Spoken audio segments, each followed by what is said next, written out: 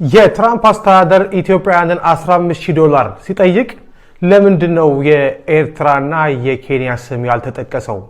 እስኪ መረጃውን በአጭሩ ልንገራችሁ። ስለ ቪዛ ጉዳይ ነው የምናወራው፣ ስለ አሜሪካ ቪዛ። $15,000 ለአሜሪካ ቪዛ በኢትዮጵያ ላይ የወጣው አዲስ ሕግ።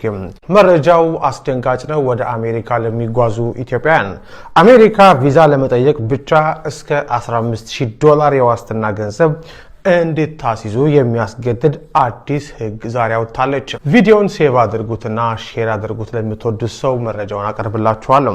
የአሜሪካ ውጭ ጉዳይ መስሪያ ቤት ዛሬ ባወጣው መግለጫ የዶናልድ ትራምፕ አስተዳደር ከመጪው ኤፕሪል 2 ጀምሮ ተግባራዊ በሚያደርገው አዲስ ሕግ ኢትዮጵያን ጨምሮ 12 አዳዲስ ሀገራትን በዋስትና ገንዘብ ጠያቂዎች ዝርዝር ውስጥ አካቷል።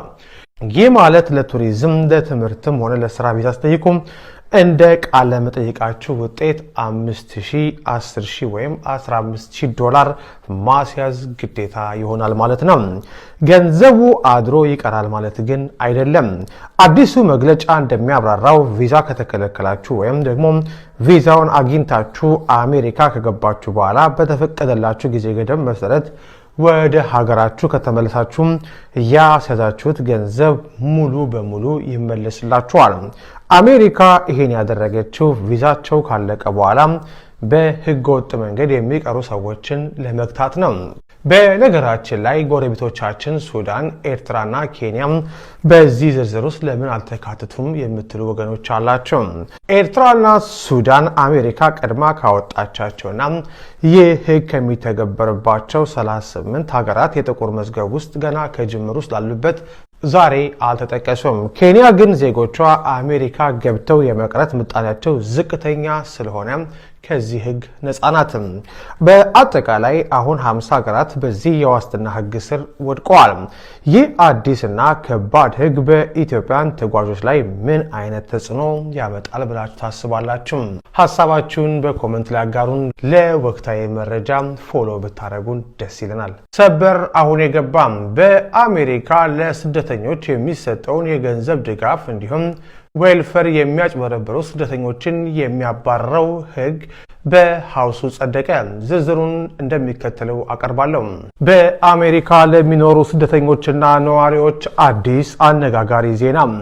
የድጋፍ ገንዘብ ወይም ዌልፈር በማጭበርበር የተጠረጠሩ ስደተኞችን ከሀገር ለማባረር የሚያስችል አዲስ የህግ ረቂቅ በአሜሪካ የህዝብ ተወካዮች ምክር ቤት ወይም ሃውስ ኦፍ ሪፕሬዘንታቲቭ ዛሬ ጸድቋል።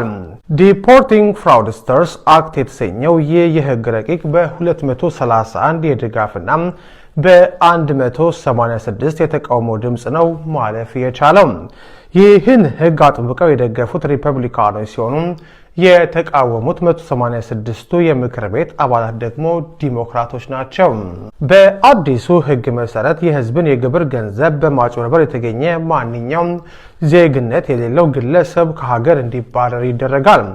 ሪፐብሊካኖች የግብር ከፋዩን ገንዘብ የሚሰርቁ ሰዎች ከሀገር መባረር አለባቸው ሲሉ፣ ዲሞክራቶች በበኩላቸው ይህ ህግ አላስፈላጊ ነው ብለዋል። የዲሞክራቶች ዋነኛ መከራከሪያ ግለሰቦቹም በፍርድ ቤት ጥፋተኛ ሳይባሉ ከሀገር ማባረር የህግ ሂደትን ወይም ዱ ፕሮሰስ የሚጥስና ወንጀለኞችን እስር ቤት ከመግባት እንዲያመልጡ የሚያደርግ ነው የሚለው። ይህ የህግ ረቂቅ የመጣው በሚኒሶታ ግዛት ውስጥ እስከ $9 ቢሊዮን የሚደርስ ግዙፍ የማህበራዊ ድጋፍ ወይም ዴኬር እና ሌሎችም ማጭበርበር ተፈጽሟል በሚል የኮንግረስ ምርመራ እየተካሄደ ባለበት ወቅት ነው። እስካሁንም በዚህ ማጭበርበር ትውልደ ሶማሊያውያንን ጨምሮ ወደ 100 የሚጠጉ ግለሰቦች ተከሰውበታል። ይህ ረቂቅ ህግ አሁን ጸድቆ ወደ ሴኔቱ ተመርቷል። ሴኔቱ ያጸድቀው ይሆን? አብረን የምንመለከተው ይሆናል። አሁን ደግሞ ላጋራችሁ የመጣሁት ኢንፎርሜሽን ምንድን ነው ብትሉኝ አሜሪካን ሀገር የሚወለዱ ልጆች አውቶማቲካሊ ሲቲዝን ይሆናሉ ወይስ አይሆኑም የሚለውን ነገር ነው። አዲስ ነገር ስላለ ነው። እስከዛሬ ድረስ የተሰራበት ነገር ሊለወጥ ዳርዳር እያለ ስለሆነ ያንን ሼር ለማድረግ ነው። አላን ጉደታ ነኝ ከአላን ጉደታ የጠበቃ ቢሮ ነው። በቅርቡ አዲሱ አድሚኒስትሬሽን ልክ ቢሮ በገባበት ቀን ፕሬዚደንቱ ኤክሲኪዩቲቭ ዲሲዥን ወይም ደግሞ ኤክሲኪዩቲቭ ውሳኔዎች ወስኗል። አንደኛው ምንድነው በርዝ ራይት ሲቲዝን ወይም ደግሞ አሜሪካን ሀገር የሚወለዱ ልጆች የአሜሪካን ዜጋ ካልሆኑ በስተቀር ወላጆቻቸው አውቶማቲካሊ የዜግነት መብት እንዳያገኙ የሚል በርዝ ራይት ሲቲዝንሺፓቸውን ለመንጠቅ ማለት ነው። እስከዛሬ ሲሰራበት የነበር ነገር ምንድነው? ማንኛውም ህፃን ወላጆቹ አሜሪካውያን ሆኑ በህጋዊ መንገድ ገቡ አልገቡ በቪዚተር ቪዛ መጡ it doesn't matter ማንኛውም ህፃን አሜሪካን ሀገር እስከተወለደ ጊዜ ድረስ የአሜሪካነት ዜግነትን ያገኝ ፔሪድ። እስከዛሬ ድረስ የሚሰራበት አሁንም እየተሰራበት ያለው ነገር ያ ነው። ግን ከ2025 ጃንዋሪ ጀምሮ ፕሬዚደንቱ የወሰኑት የኤክስኪዩቲቭ ፓወር አለ። በዛ መሰረት ያንን ለማስቀረት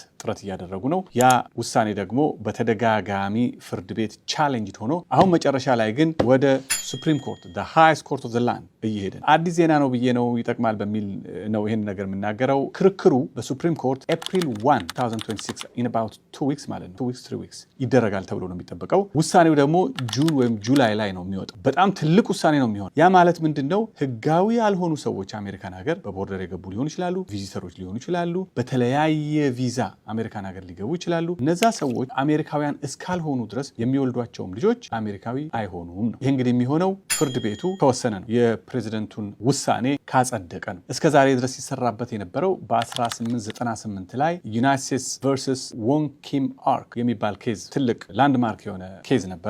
ከዛን ጊዜ ጀምሮ ያ ቤዚካሊ እዛ የፍርድ ቤት ውሳኔ ምንድነው? አሜሪካን ሀገር ያሉት ወላጆች ህጋዊ ሆኑም አልሆኑም የሚወልዷቸው ልጆች አውቶማቲካሊ ሲቲዝን ይሆናሉ የሚል ነበረ ውሳኔው። እስከዛሬም የሚሰራበት አሰራር ያ ነው። አሁን ግን ያ ነገር ሊቀየር ይችላል። ክርክሩ የሚደረገው በሱፕሪም ኮርት በኤፕሪል 1 2026 ነው። ውሳኔ የሚሰጠው ደግሞ ጁን ወይም ደግሞ ጁላይ ላይ ነው። ትልቅ ውሳኔ ነው ብለን ነው የምንገምተው። ይሄ ደግሞ አብዛኛውን የኢሚግራንት ኮሚዩኒቲ አፌክት ያደርጋል በሚል ነው ይሄንን ኢንፎርሜሽን ማጋራችሁ። ማወቅ ያለባችሁ ነገር አንድ ነገር ምንድነው? እስከ ዛሬዋ ቀን ድረስ ምናልባትም እስከ ጁንና ጁላይ ድረስ ይሄ ውሳኔ እንግዲህ ተለውጦ አይሆኑም እስከ ተባለበት ቀን ድረስ የሚወለዱት ልጆች በሙሉ የአሜሪካን ሲቲዝን ይሆናል ባይ በርዝ ማለት ይጠቅማል በሚል ነው ይሄንን መረጃ ያጋራኋችሁ። መረጃ ለሰክሰስ ቁልፍ ነው። አላንጉደታ ነኝ ከአላንጉደታ ተወቃ ቢሮ።